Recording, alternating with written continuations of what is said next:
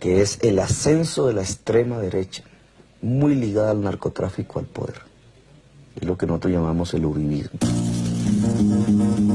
El uribismo proviene de Álvaro Uribe, enemigo declarado de las FARC, que pronto se convertiría en presidente. Un hombre que empezó su carrera política en los años 80 en su región natal, Antioquía, cuya capital es Medellín, la ciudad del cártel. Volvamos al ascenso de Álvaro Uribe.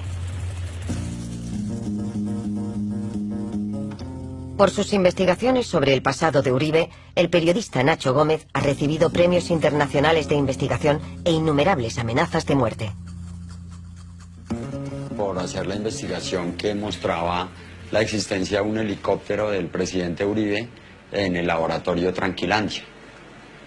Entonces, pues, desde ahí vienen las amenazas. El hoy presidente de la República era en 1984 el dueño de un helicóptero que fue encontrado en el laboratorio de cocaína más grande jamás descubierto en la historia del narcotráfico. Mientras el presidente Álvaro Uribe era alcalde de Medellín, Pablo Escobar desarrollaba con la población de Medellín un programa cívico-social que se llamaba Medellín sin tugurios, que en esos mismos barrios tenía campañas sociales la alcaldía, o sea que se mezclaban las acciones de la alcaldía y las donaciones de Pablo Escobar. Unas relaciones denunciadas por los servicios de información norteamericanos. Este es un documento confidencial de 1991 ya desclasificado y titulado Perfiles de narcotraficantes colombianos. En él se lee: Álvaro Uribe, senador, colabora con el cártel de Medellín al más alto nivel gubernamental y es amigo íntimo de Pablo Escobar, que ha financiado su campaña electoral. Y aún más grave, en la época de las matanzas de sindicalistas en Los Platanales, Álvaro Uribe, convertido en gobernador de Antioquía, legalizó unas sociedades de seguridad privada llamadas Convivir, que se aliarían con los grupos paramilitares. Ejemplo: un tribunal de justicia norteamericano inculpó a la multinacional platanera Chiquita Brands por haber pagado a un grupo terrorista más de 1 millón de euros entre 1990 y 2004. Un tal Carlos Castaño había solicitado que el intermediario fuera una Convivir. Al servicio de ellos asesinaron sindicalistas, al servicio de ellos asesinaron a por lo menos 134 miembros de una comunidad afrocolombiana. En el caso de Chiquita hay plena prueba de que ello fue así. Es el caso más documentado que hay sobre la relación entre multinacionales y paramilitares. 1.500 sindicalistas fueron asesinados en la región de Urabá por estos grupos paramilitares que Castaño federaría. Se les atribuyen miles de muertes, matanzas de civiles y el desplazamiento forzoso de cientos de miles de campesinos. Unos meses antes de la elección de Álvaro Uribe, Castaño les anuncia sus intenciones. Ese gobierno colombiano no negociaba con las FARC, negociaba con los paramilitares que eran tratados como aliados. Primer episodio esclarecedor. El presidente Uribe autoriza a 3 jefes paramilitares a dirigirse al Congreso colombiano. Uno es Salvatore Mancuso, sucesor de Castaño, a la cabeza de los paramilitares, imputado en 60 procesos por la muerte de 7.000 personas. Este proceso concita construir los instrumentos jurídicos que permitan la salida digna de la guerra para todos los comandantes y combatientes de nuestra organización, también los privados de la libertad. Como recompensa a nuestro sacrificio por la patria, haber liberado de las guerrillas a media república y evitar que se consolidara en el suelo patrio otra Cuba o la Nicaragua de otrora, no podemos recibir la cárcel. Hubo que promulgar una ley de desmovilización, clemente con Mancuso y los jefes paramilitares. Se empezó a vender el paramilitarismo y varias cadenas televisivas, privadas de Colombia fueron cómplices en eso.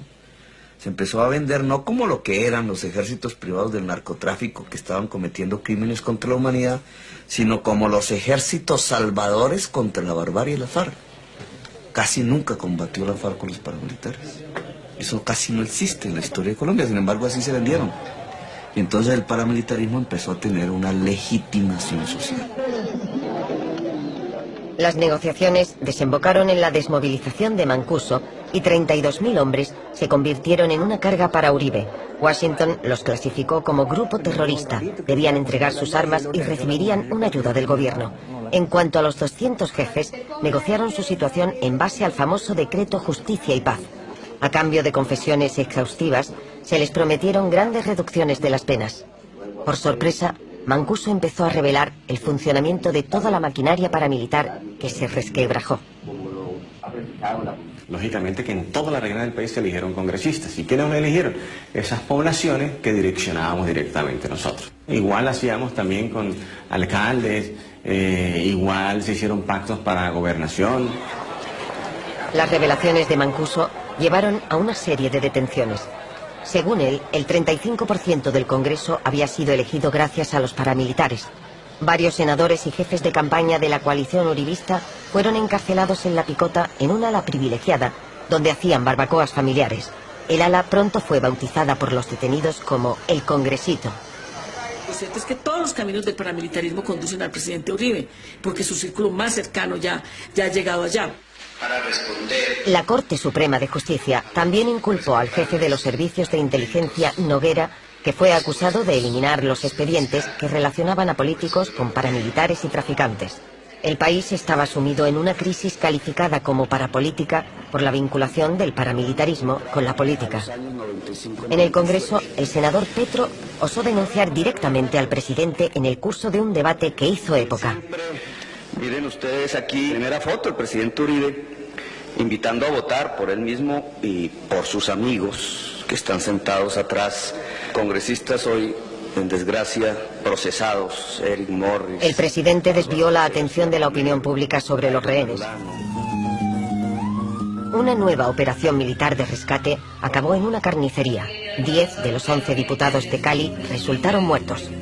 Al entierro asistieron las familias de los diputados y las mujeres que aún esperan, la madre de Ingrid Betancourt o la esposa de Óscar Lizcano. Nos congregamos en todo.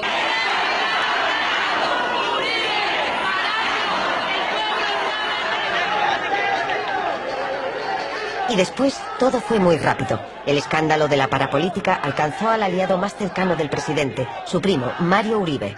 Inculpado por la Corte Suprema, intentó refugiarse en una embajada. Más tarde se unió a los 25 parlamentarios ya encarcelados por sus conexiones paramilitares. En total fueron 63 los inculpados. La crisis del Congreso había llegado a lo más alto y empezó la desbandada de las filas uribistas. Para callar al pueblo, extraditaron a Salvatore Mancuso y a los 14 grandes jefes paramilitares a Estados Unidos por sorpresa. Sus ordenadores desaparecieron y acabaron las revelaciones que le costaron tan caras al presidente. Pero las asociaciones de víctimas de crímenes de Estado y paramilitares se manifestaron y la Corte Suprema fue más allá. Supuestamente el presidente habría comprado a parlamentarios para modificar la Constitución y obtener la reelección en 2006. Esa vez jugó su mayor baza. Ese mismo día el Tribunal Supremo abandonó las diligencias iniciadas sobre las condiciones de la reelección del presidente. Los rehenes habían salvado a Álvaro Uribe. 6 años de uribismo, decenas de periodistas, jueces, líderes indígenas y campesinos muertos. 1.700.000 campesinos expulsados de sus tierras y dolor por todas partes. 10.000 personas desaparecidas, 430 sindicalistas asesinados, miles de campesinos encarcelados, acusados de terrorismo,